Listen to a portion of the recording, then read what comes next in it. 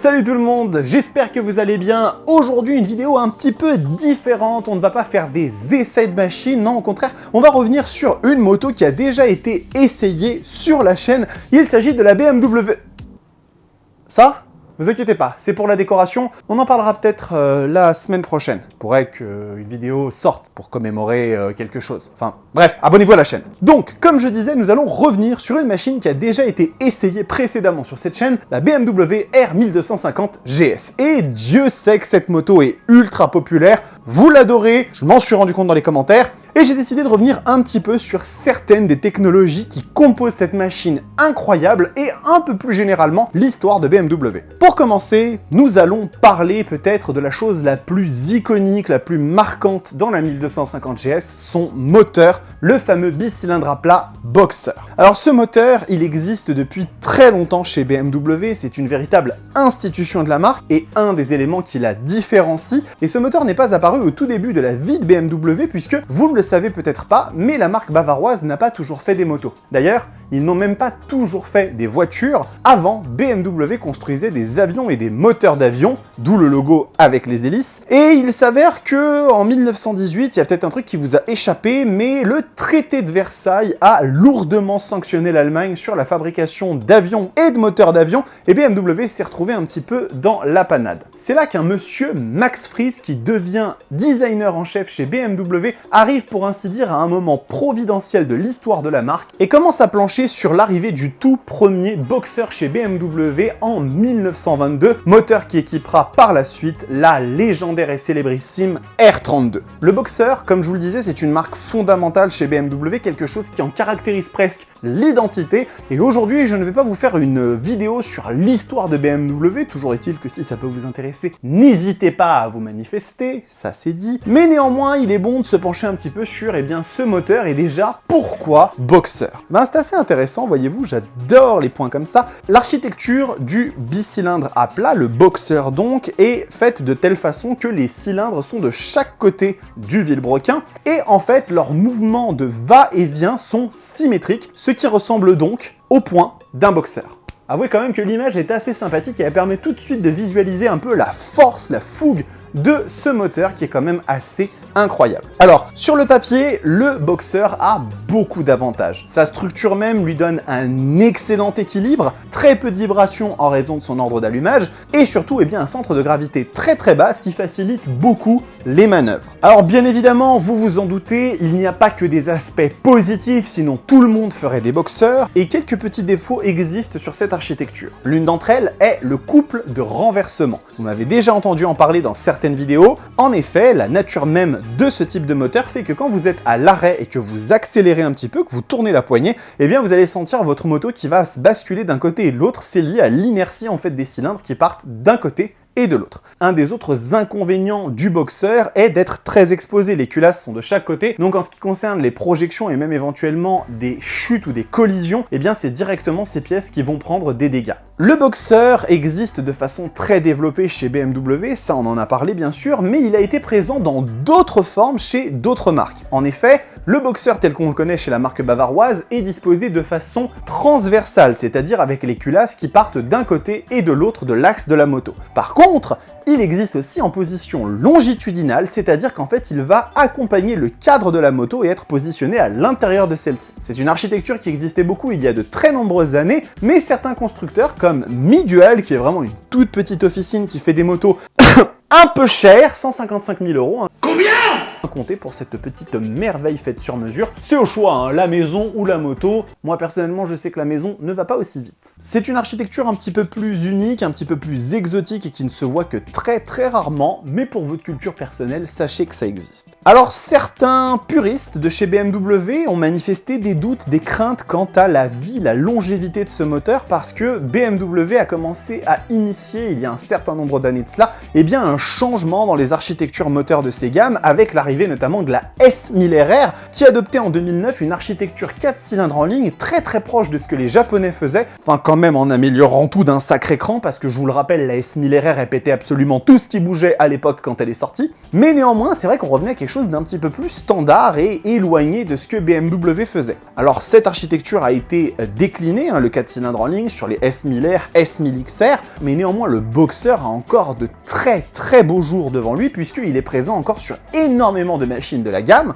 les F, la 1250 RT, la R18 et bien évidemment la légendaire 1250 GS. Cette dernière reçoit d'ailleurs l'évolution la plus ultime du Boxer, la plus récente, qu'elle partage avec la routière, la RT, un moteur qui fait désormais 1254 cm3 de couple, ce qui est quand même assez costaud, 136 chevaux et 14,5 m/kg de couple, ce qui en font quand même un concurrent assez sérieux à des architectures un petit peu plus développées en termes de cylindres, 3 cylindres, 4 cylindres, et des valeurs qui sont tout à fait valables aujourd'hui. D'ailleurs, pour appuyer cette idée que BMW continue à investir énormément sur cette architecture moteur, eh bien sachez que la dernière version du Boxer sur la 1250 GS hérite d'une technologie qui s'appelle le Shift Cam, un calage de soupape variable qui va permettre en fait de changer le profil des cams en fonction du régime moteur. C'est compliqué, je vais pas rentrer dans les détails, j'en ferai peut-être une vidéo, mais l'idée c'est de dire que à bas régime, la moto va développer plus de couple et à haut régime, elle va aller chercher de la puissance, ce qui permet en fait de tirer le meilleur parti des deux mondes et d'avoir un moteur efficace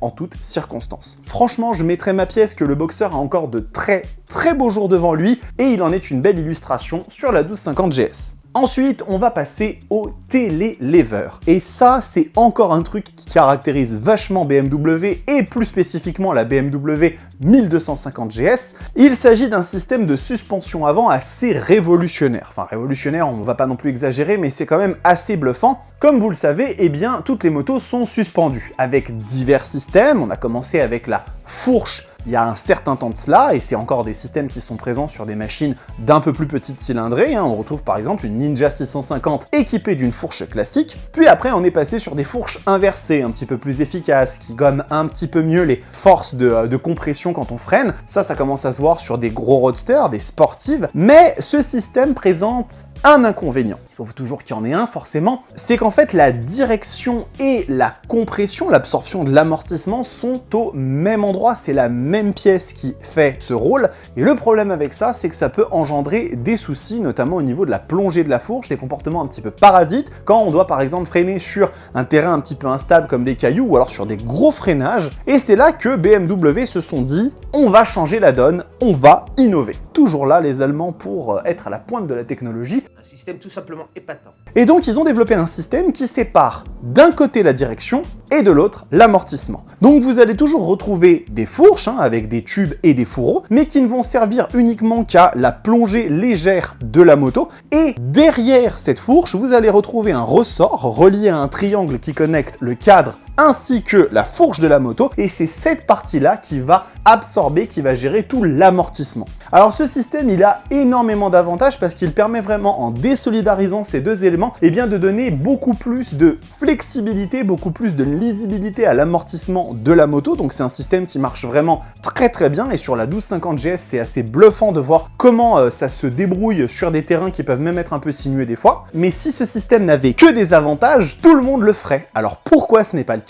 Eh bien pour plusieurs raisons. D'abord, le système télélever est lourd. Malgré ce que BMW en dit, il faut quand même mettre en place plusieurs éléments qui finissent à la fin par peser sur la balance. Sur des grosses motos qui sont un petit peu destinées à du off-road, de la route ou des choses comme ça, c'est pas nécessairement un problème. Sur des petits roadsters ou des machines de moindre cylindrée, ça commence tout de suite à être un petit peu plus embêtant. Ensuite, c'est un système qui est cher à mettre en place. En effet, ça demande un certain nombre de recherches et développement qui peut amener des coûts supplémentaires et donc se répercuter sur la note finale de la moto. Nous avons également le problème du radiateur. En effet, comme derrière la fourche, il y a directement ce ressort ainsi que le triangle, et bien insérer un radiateur à cet endroit n'est pas forcément des plus aisés. C'est bien évidemment possible puisque BMW l'a fait, c'est présent sur la 1250 GS, mais ça engendre une complication supplémentaire pour les ingénieurs. Et finalement, la dernière raison, qui est probablement la plus bête, mais aussi peut-être la plus évidente, c'est l'esthétique. En effet, vous le savez, les belles choses, ça fait vendre, et très souvent, ce qui est différent, eh bien on considère ça un petit peu moche. Et c'est l'une des raisons pour lesquelles aujourd'hui, beaucoup de motos ont des fourches inversées alors qu'elles pourraient avoir des fourches classiques, tout simplement parce que ça donne un aspect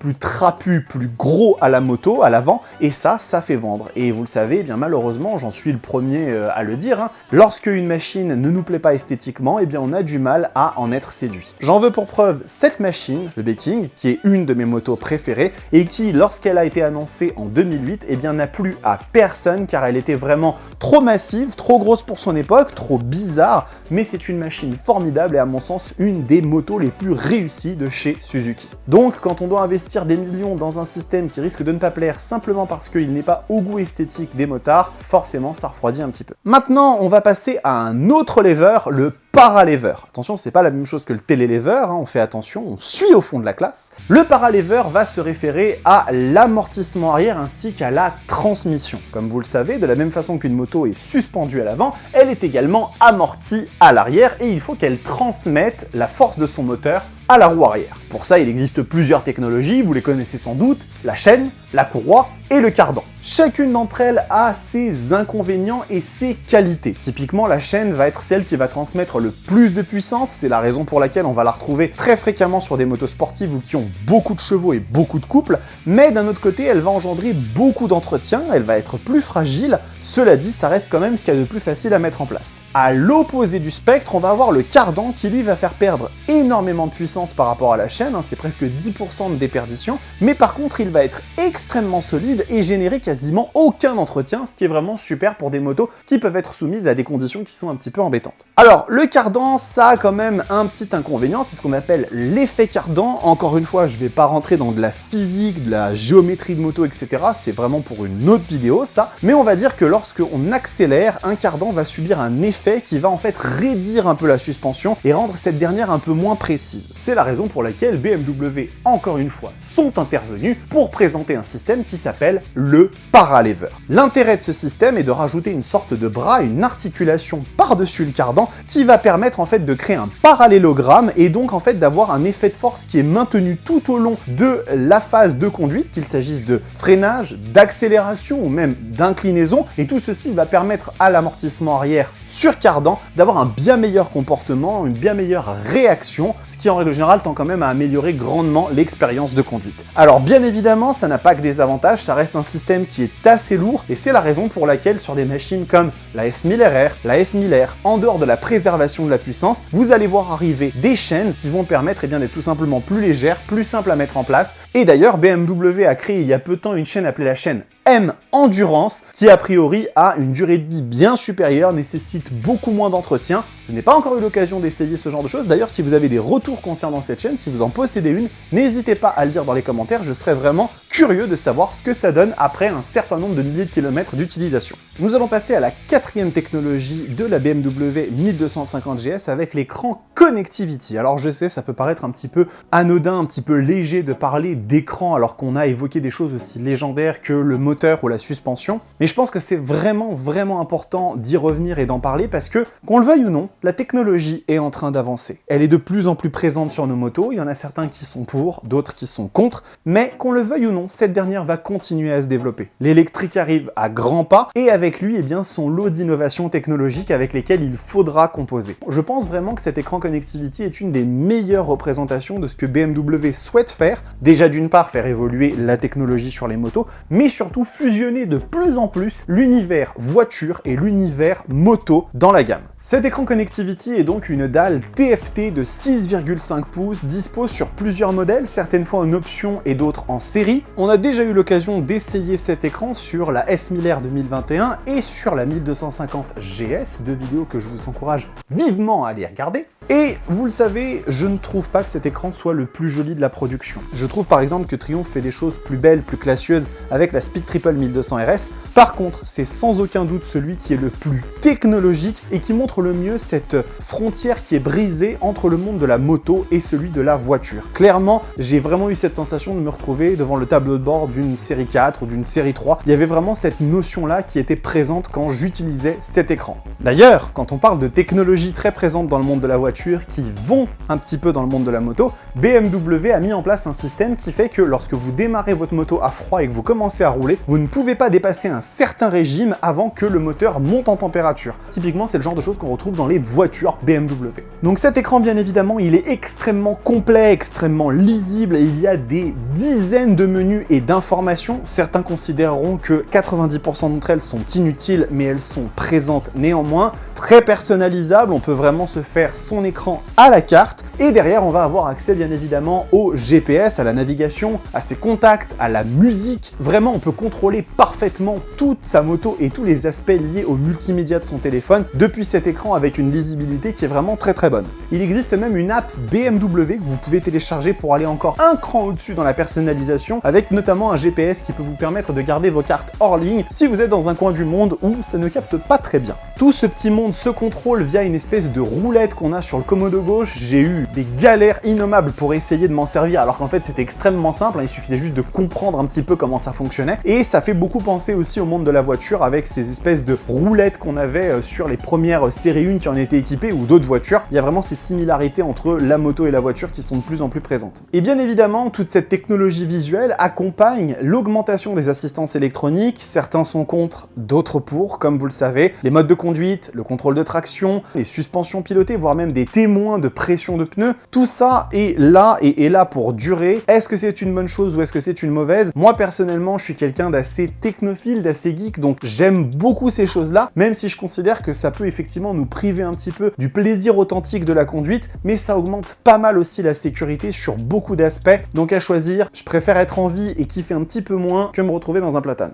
Finalement, je vais terminer avec un truc un petit peu plus, pas léger parce que sinon je vais me faire taper dessus, mais un petit peu moins riche en informations, c'est le bouton SOS. Alors cette fonctionnalité-là, moi je la trouve assez géniale parce qu'elle peut vraiment faire la différence. Vous le savez, à moto, on est vulnérable. Jusque-là, je n'apprends rien à personne, a priori, et forcément, lorsqu'un accident arrive, et si cet accident est grave, l'arrivée des secours rapide est vraiment des fois une priorité, et ça peut vraiment se jouer à quelques minutes entre la vie et malheureusement la mort. Et en fait, ce système est assez incroyable. Vous le savez, ce serait malhonnête de ne pas le dire, BMW sont des spécialistes des options payantes. C'est quasiment impossible de sortir d'une concession BMW avec un véhicule qui vaut son prix affiché, ou alors il aura vraiment aucune option et la machine sera pas très bien dotée. Mais BMW font aussi beaucoup de recherche et de développement, beaucoup de tentatives sur certaines choses, et ils ont été précurseurs dans pas mal de domaines, et ils le sont notamment grâce à ceci, le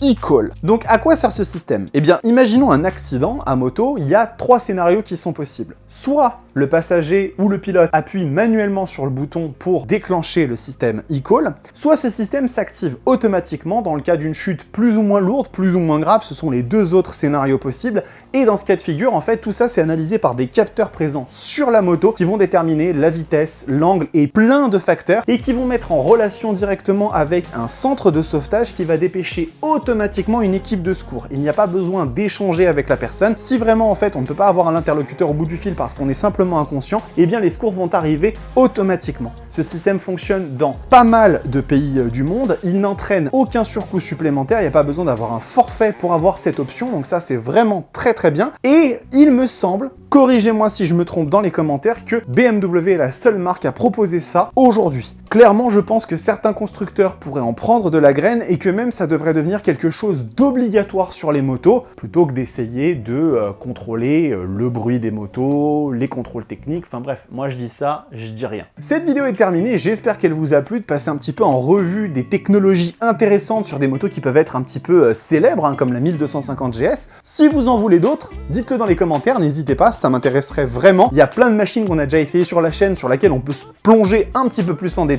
Et je vous l'ai dit, il y a peut-être quelque chose qui arrive la semaine prochaine. Suivez mon regard. Donc, abonnez-vous à la chaîne si le contenu vous plaît, laissez un like et je vous dis à très bientôt sur Hot Thirst TV. Portez-vous bien. Ciao!